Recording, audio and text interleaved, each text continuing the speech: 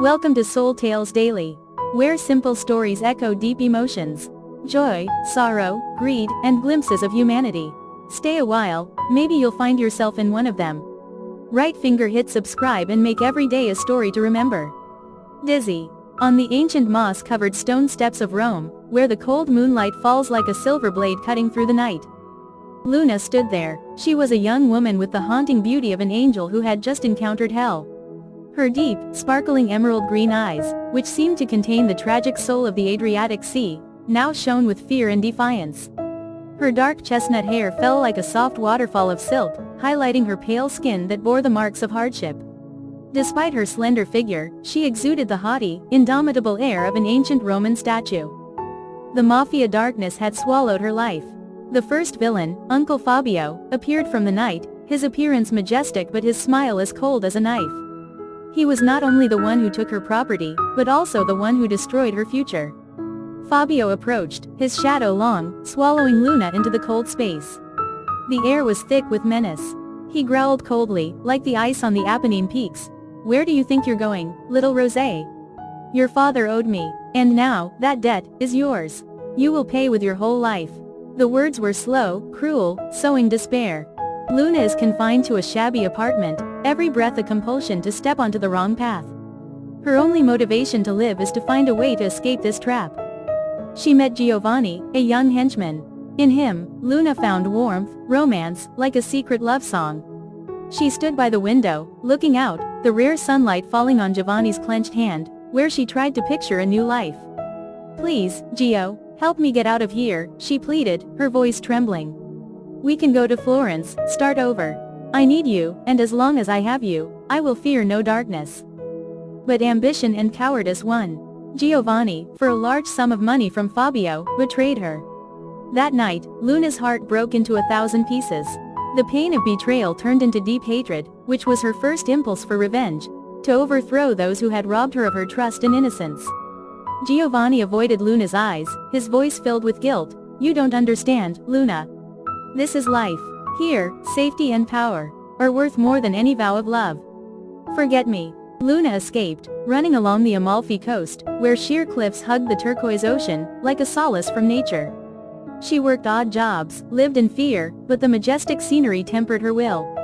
Luna told herself, her hands clenched as if grasping her fate, "I will not fall. They took my family, they took my love, but they will not take my soul. I will return. I will expose everything. This is my immortal oath." She realized, revenge by blood is destructive, revenge by truth is immortal. After years of training, Luna returns to Rome. She has become a proud, strong woman with the wisdom of an anonymous investigative journalist. Her only goal: justice. During the investigation, Luna discovers a horrifying, bloody truth. Fabio not only owed her father money, but also personally murdered her parents to take possession of their property. This truth was the ultimate motivation for revenge, turning her into a determined fighting Red Rose. She stood in the dark room, holding the recording in her hand, her heart aching as if it was being torn apart, but her will as steadfast as a burning diamond. She spoke sharply over the phone. "I have the recording." He admitted his crimes. It's time to bring light into the darkness. The crimes must be exposed.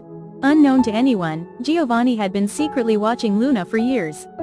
Her tenacity, her nobility, and her quest for justice had troubled his conscience. He had begun to gather his own evidence, hoping for a quiet atonement. Luna meets Fabio at the legendary Colosseum, where the cold moonlight shines down on the historical arena, creating a dramatic climax. This is the final confrontation, where love of life and hatred fiercely clash.